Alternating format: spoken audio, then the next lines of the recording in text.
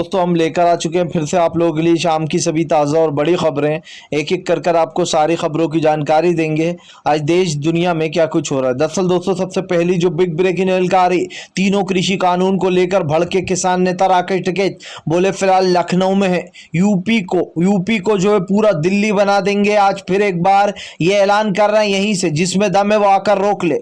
इसके बारे में आपको विस्तार से बताएंगे। वहीं पर दोस्तों राहुल गांधी का केंद्र सरकार पर बड़ा हमला, बोले जब तक किसानों की बात नहीं सुनेगी सरकार तब तक ये आंदोलन जारी रहेगा। अब किसानों के साथ साथ हम भी जो यहाँ पर सड़कों पर उतरेंगे। इसके बारे में आपको विस्तार से बताएंगे। वहीं पर दोस्तों अगली बिग ब्रेकिंग में हम आपको बताएंगे। जी हाँ, दरअसल आपको बता दोस्तों अवार्ड का, राजीव गांधी अवार्ड का नाम बदलकर मेजर ध्यानचंद रखने पर भड़के लोग। जी हाँ, सोशल मीडिया पर मोदी हुए ट्रोल, बोले फिलहाल मोदी स्टेडियम का नाम कब बदल रहा, इसके बारे में भी आपको विस्तार से बताएंगे। वहीं पर दोस्तों राज्यसभा से ओम बिरला की एक तस्वीर वायरल। जी है दोस्तों, जो कि संसद के स्पीकर हैं। अब वही दोस्तों अगर मोदी के सामने नतमस्तक हो जाएंगे तो लोगों का स्पीकर पे से भरोसा तो उतरेगा ही। जबकि दोस्तों कोई भी स्पीकर किसी एक पार्टी का जो यहाँ पर समर्थन नहीं कर सकता, लेकिन ओम बिरला दोस्तों लगातार बीजेपी का समर्थन कर रहा है। और यह तस्वीर सब कुछ बयां करती है कि कैसे मोदी के सामने नतमस्तक हो गए। इसके बारे में भी आपको विस्तार से बताएंगे। वहीं पर अखिलेश यादव बोले फिलहाल 2022 में मोदी का सफाया होने जा रहा है। जी हाँ, योगी का सफाया 2022 में भारतीय जनता पार्टी को जनता दौड़ाएगी। इसके बारे में भी आपको विस्तार से बताएंगे।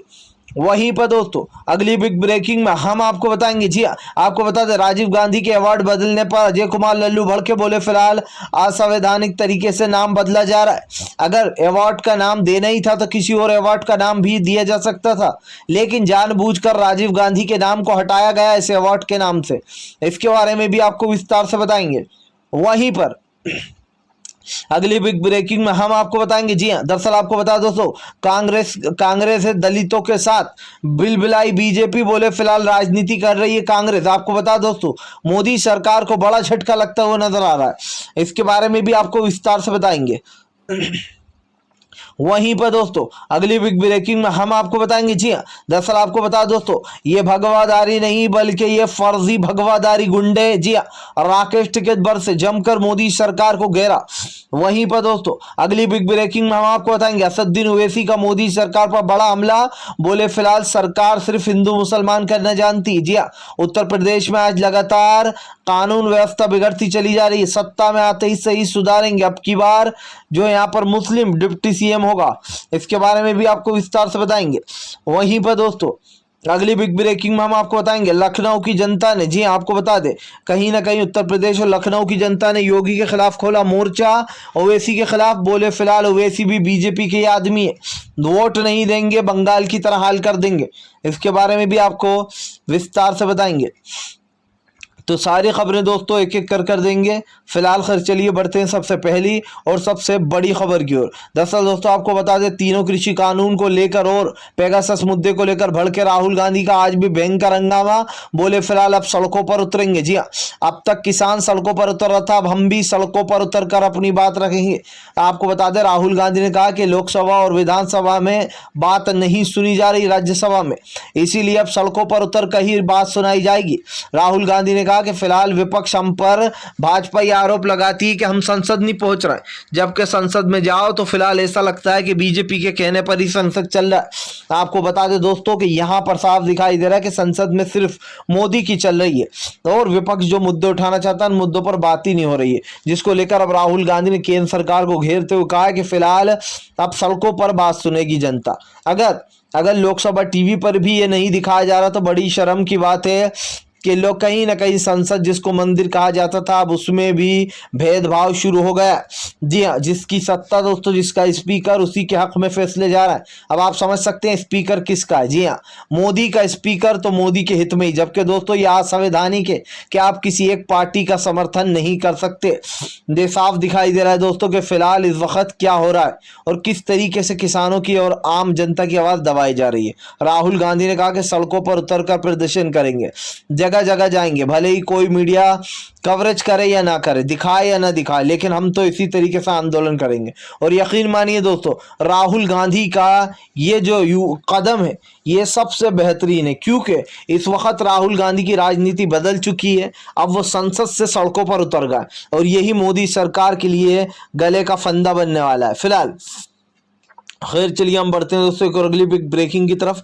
बता दोस्तों अगली जो बड़ी खबर निकल कर आ रही है, आपको बता दें किसान नेता राकेश टिकैत का बड़ा ऐलान, लखनऊ पहुंचकर भरी हुंकार, बोले फिलहाल गुंडे, जी हाँ भगवाधारी गुंडे, ये फर्जी भगवाधारी हैं।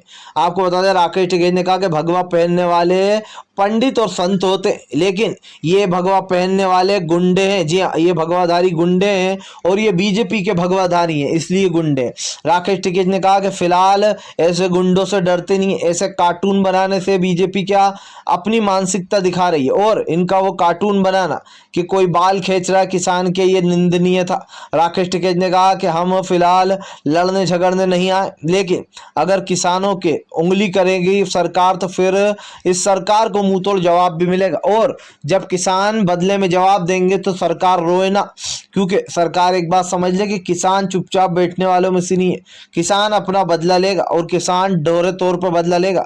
राकेश टिकैत ने दोस्तों बिहार के किसानों का जिक्र भी किया। उनका कहना है कि आज बिहार का किसान पूरी तरीके से खत्म होगा, डबल इंजन सरकार ने किसानों का बेड़ा गर्क कर दिया। जी है दोस्तों, सोचिए डबल इंजन सरकार है, बिहार में किसानों के एमएसपी पहले ही खत्म कर दी गई है और बिहार का किसान कैसे तिल तिल करके मर रहा है ये आप सभी लोग देख रहे हैं। और अब मोदी सरकार लोगों को यहाँ पर आश्वासन देती है कि ये लागू हो जाने दीजिए, कुछ नहीं होगा। वाह भाई, आपने बिहार के किसान को खत्म कर दिया और अब धीरे धीरे करके हमारे देश के किसान को भी आप खत्म कर देना चाहते हो। फिलहाल खैर चलिए हम बढ़ते हैं दोस्तों एक और अगली बिग ब्रेकिंग की तरफ।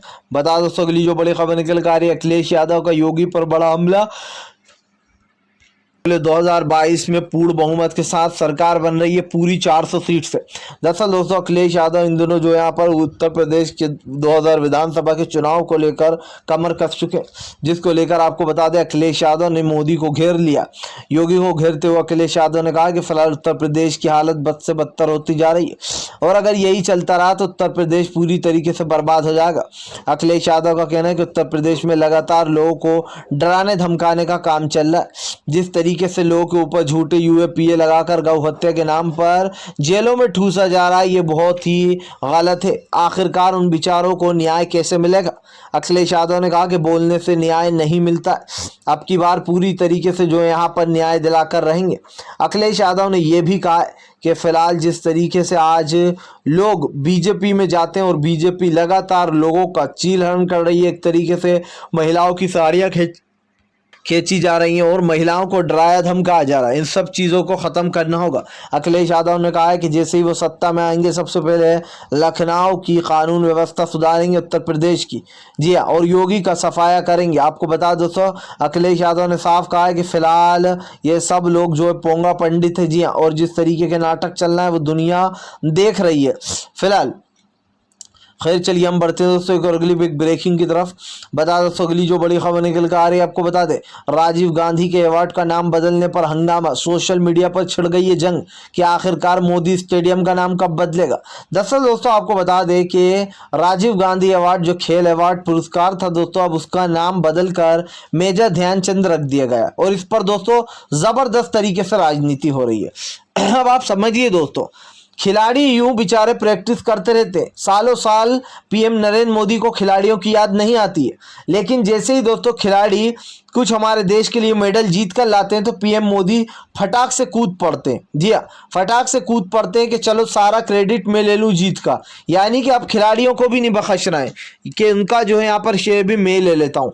आपको बताएं दोस्तों, अब जो यहाँ पर मोदी की ये सोची समझी चाल बताई जा रही है। सोशल मीडिया पर लोग कह रहे हैं कि प्रधानमंत्री नरेंद्र मोदी को शर्म आना चाहिए, एक राजीव गांधी जिन्होंने देश के लिए जान दे दी अपनी, उनका नाम हटाकर प्रेमचंद जो यहाँ पर मेजर ध्यानचंद का नाम रख दिया गया।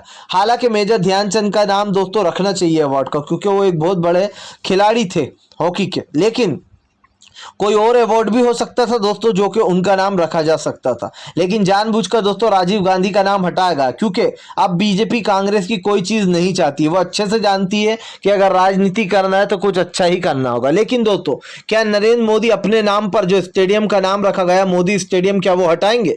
क्या गुजरात के सबसे बड़े स्टेडियम से मोदी का नाम हटेगा? ये लोग अब जो है सोशल मीडिया पर सवाल पूछ रहे हैं। आपको बता दें प्रधानमंत्री नरेंद्र मोदी की मानसिकता यहीं से दिखती है कि किस मानसिकता के साथ वो जी रहा है। लगातार विपक्ष को घेरना, जो जो चीजें विपक्ष ने बनाई थी उसको बर्बाद करना, उसका निजीकरण करना, उसको बेच देना, ये मोदी सरकार के काम है। आप देखिए LIC कांग्रेस ने चालू की थी, उसको प्राइवेट हाथों में सौंप दिया गया, बैंकों के निजीकरण कर दी गए, रेलवे स्टेशन का काम जो यहाँ पर जो है दोस्तों कांग्रेस ने शुरू किया था। लेकिन जिस तरीके से ये सब चीजें दिखाई दे रही है, इससे एक चीज साफ है दोस्तों कि फिलहाल देश का प्रधानमंत्री लगता है पूरी तरीके से बेशर्म हो चुका है, क्योंकि जो अभी देश के हालात है, बढ़ती महंगाई, इस पर भी इनकी टिप्पणियां आती हैं कि सब कुछ सही चल रहा है, जनता खुश है। यानी कि आप गल्ले को बेचो 100 रुपए किलो, तब भी जनता आपके हिसाब से खुश रहेगी। अगर आप पेट्रोल को 400 रुपये लीटर ले जाओगे तब भी आप कहोगे जनता तो खुश है। आज जो देश के हालात बन चुके हैं दोस्तों, गंभीर स्थिति हो चुकी है, उसका जिम्मेदार कौन है? क्या केंद्र सरकार उसकी जिम्मेदार नहीं है? फिलहाल खैर चलिए हम बढ़ते हैं दोस्तों एक और अगली बिग ब्रेकिंग की तरफ। बता दोस्तों अगली जो बड़ी खबर निकल कर आ रही है, आपको बता दें फिलहाल ओम बिरला की फोटो वायरल होने के साथ साथ दोस्तों सोशल मीडिया पर बवाल। जी हाँ, लोगों ने कहा यही है सच्ची, जी हाँ सच्चाई संसद की।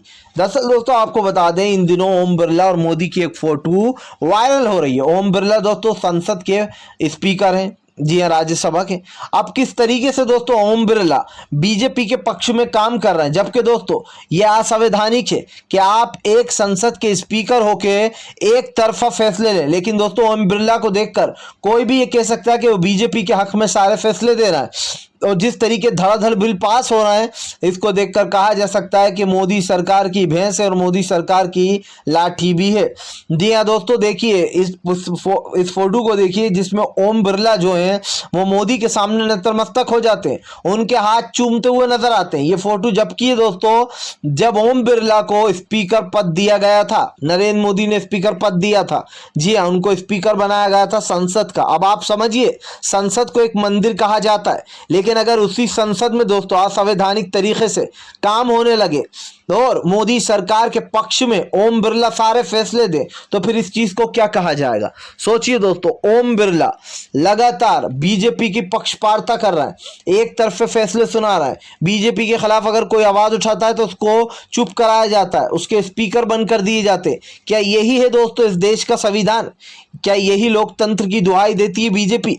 जिस तरीके से आज लोकतंत्र हमारे देश में धीरे धीरे कर खत्म होता जा रहा है, और हमारा भारत भी उन देशों में जाता जा रहा है जहां पर लोगों को बोलने नहीं दिया जाता है, बेसिकली लोगों की आज़ादी छीनी जाती है। उन देशों में हमारे देश का नाम डल चुका है उस लिस्ट में कि फिलहाल भारत में अब लोकतंत्र खत्म हो चुका है। जी हाँ, ये वही भारत है दोस्तों जिसको लोग प्यार से नाम लिया करते थे, ये वही इंडिया है जिसको दोस्तों लोग आज भी जानते। लेकिन जिस तरीके से दोस्तों ये सब कुछ चीजें हो रही हैं, इससे एक चीज साफ है कि फिलहाल प्रधानमंत्री नरेंद्र मोदी की बड़ी बड़ी बातें, बड़ी बड़ी वाणियां फेल हो चुकी हैं। आज देश की जनता जान चुकी है कि फिलहाल संसद से लेकर तो बड़ी बड़ी जो यहाँ पर कानूनी संस्थाएं दोस्तों मोदी के हाथ तले दबी हुई हैं। मोदी सरकार दबाव डालती है, उनसे जबरदस्ती फैसले सुनवाती है और फिर जो यहाँ पर दोस्तों कानून का दुरुपयोग करती है। यह है मोदी सरकार की सच्चाई। आज ये फोटोज जो वायरल हुई हैं, ये चीख चीख कर बोल रही हैं कि फिलहाल प्रधानमंत्री नरेंद्र मोदी एक ढोंगी प्रधानमंत्री हैं, जिनका साफ साफ दोस्तों जो है यहाँ पर क्या मंशा ये साफ दिखाई दे रही है। फिलहाल खैर चलिए हम बढ़ते हैं दोस्तों एक और अगली बिग ब्रेकिंग की तरफ। बता दोस्तों अगली जो बड़ी खबर निकल कर आ रही है, आपको बता दें फिलहाल आंदोलन तो यूं ही चलता रहेगा, सरकारें बदल जाएंगी लेकिन किसान यहीं पर डटा रहेगा। जी हाँ दोस्तों, डॉक्टर आपको बता दोस्तों यहाँ पर सीधा सीधा हमला बोल दिया है। आपको बता दें किसान नेता राकेश टिकैत और चढ़ूनी ने, जी हाँ आपको बता दोस्तों जो गुरुनाम चढ़ूनी का कहना है कि फिलहाल सरकारें बदल जाएंगी, सरकार किसी के बाप की बपोती नहीं है जो हमेशा रहने वाली है। सरकार को लगता है कि ये हमेशा सत्ता में रहेगी, इसीलिए इस तरीके की तानाशाही कर रही है, लेकिन तानाशाही ज़्यादा दिन तक नहीं चलती। गुरुनाम चढ़ूनी ने कहा है कि फिलहाल तानाशाही इस सरकार को छोड़ना ही होगी। इस सरकार के अंत के साथ एक नया इतिहास लिखा जाएगा। गुरुनाम चढ़ूनी ने कहा है कि किसान आंदोलन कल भी मजबूत था, आज भी मजबूत है और रहने वाला है जब तक कि सरकार तीनों कृषि कानून वापस नहीं लेगी। आपको बता दोस्तों, सरकार के खिलाफ किसान नेता राकेश टिकैत ने साफ साफ ऐलान कर दिया। उन्होंने साफ कहा है कि फिलहाल इस सरकार का अंत तय है। वहीं दूसरी तरफ गुरुनाम चढ़ूनी ने कहा है कि फिलहाल सरकार अपनी चलाती रहे, लेकिन वो एक बात भूल गई है कि फिलहाल जिस तरीके से बड़े बड़े राजा रंक बन गए, उसी तरीके से भारतीय जनता पार्टी भी सत्ता से बाहर हो जाएगी। देखते ही देखते इनका जो घमंड है, ये घमंड बहुत जल्दी टूटने वाला है। फिलहाल खैर चलिए हम बढ़ते हैं दोस्तों और अगली बिग ब्रेकिंग की तरफ। बता दोस्तों अगली जो बड़ी खबर निकल कर आ रही है, आपको बता दें फिलहाल भारतीय जनता पार्टी को हटाना ही इस सत्या से मात्र एक उद्देश्य है। ममता बनर्जी का मोदी सरकार पर बड़ा हमला। दरअसल दोस्तों ममता बनर्जी ने मोदी सरकार के खिलाफ मोर्चा खोल दिया। आपको बता दें ममता बनर्जी लगातार चुनाव आयोग से मिल रही है कि जल्द से जल्द उपचुनाव कराया जाए। दरअसल दोस्तों आपको बता दें कि ममता बनर्जी ने शुभेंदु अधिकारी के साथ चुनाव जहां से लड़ा था वहां से वो हार गई थी। हालांकि ममता बनर्जी वहां से जीती हुई थी उनका कहना है, लेकिन जानबूझकर उनको वहां से हरवाया गया डरा धमका कर। लेकिन दोस्तों अब उपचुनाव को लेकर ममता बनर्जी बार बार जो है यहाँ पर चुनाव आयोग के चक्कर लगा रही, क्योंकि दोस्तों ममता बनर्जी को इस 2-3 महीने के अंदर अंदर जो है यहाँ पर चुनाव करवाना होंगे और एक जगह से चुनाव जीतना ही होगा। क्योंकि दोस्तों अगर वो चुनाव नहीं जीत अगर वो किसी भी सीट से चुनाव नहीं लड़ेंगी तो फिलहाल उनका जो पद है, यानी कि जो वो सीएम है, वो पद उनसे छिन जाएगा। और यही कारण है दोस्तों जो यहाँ पर ममता बनर्जी कह रही है कि बीजेपी जानबूझकर राजनीति कर रही है। दरअसल दोस्तों बीजेपी यहाँ पर भी खेला करना चाह रही है। और यहाँ पर कौन सा खेला करना चाह रही है दोस्तों, यहाँ पर बीजेपी चाह रही है कि उत्तराखंड जैसा खेला हो जाए और ममता बनर्जी सीएम के पद से हट जाए।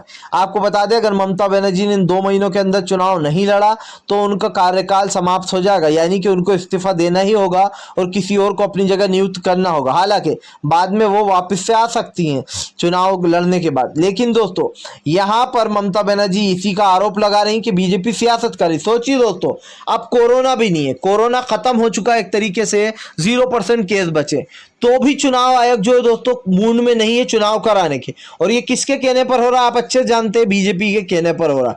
लेकिन दोस्तों जब सबसे ज्यादा कोरोना बढ़ा हुआ था और देश में कोरोना की स्थिति बिगड़ी हुई थी, तब वही नरेंद्र मोदी थे जिन्होंने 8 चरणों में चुनाव कराए थे। आज जब कोरोना खत्म हो चुका है तब भी बीजेपी चुनाव नहीं कराने दे रही है। और ये दोस्तों इस बात को झुठलाया नहीं जा सकता कि ये बीजेपी के इशारों पर ही हो रहा है। जी हाँ, बीजेपी ही है दोस्तों ये जो सब कुछ करा रही है। और इससे एक चीज साफ दिखाई देती है कि फिलहाल प्रधानमंत्री जो है वो पूरी तरीके से फेल हो चुके हैं। जी हाँ फिलहाल खैर चलिए हम बढ़ते हैं दोस्तों एक और अगली बिग ब्रेकिंग की तरफ। बता दोस्तों अगली जो बड़ी खबर निकल कर आ रही है, जी हाँ आपको बता दोस्तों कांग्रेस आई दलित समाज के समर्थन में तो बिलबिलाई भाजपा।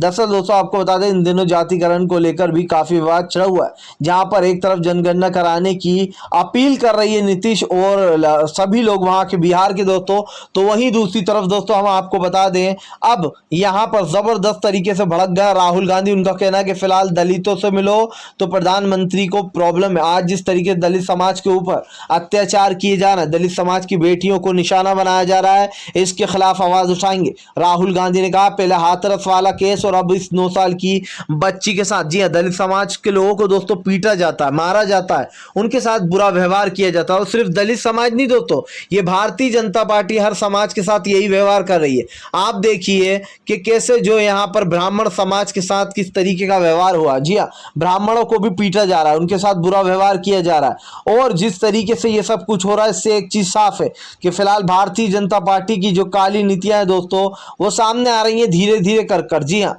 जिस तरीके से दोस्तों आपको बता दें दलित समाज हो या फिर जो यहाँ पर ब्राह्मण समाज हो, इन सब के साथ जो व्यवहार हो रहा है, सिर्फ ठाकुरों को नौकरियां दी जा रही हैं। योगी के राज में सब मुद्दों पर अब की बार लोग वोट देने वाले और मुद्दे साफ दिखाई दे रहे हैं कि फिलहाल अब की बार बीजेपी को सत्ता से बाहर करना ही एकमात्र विकल्प बचा आम जनता के पास। फिलहाल अगर आपको भी लगता है दोस्तों भारतीय जनता पार्टी करारी हार होगी तो इस वीडियो को ज़्यादा से ज़्यादा शेयर कीजिए, लाइक कीजिए। और अगर आप हमारे चैनल पर पहली बार आए तो सब्सक्राइब करने के साथ साथ पास में एक घंटी आएगी यानी कि बेल आइकन, उसको ज़रूर सब्सक्राइब करें ताकि उसको ज़रूर दबाएं ताकि हमारे हर वीडियो की अपडेट आपको मिल पाए।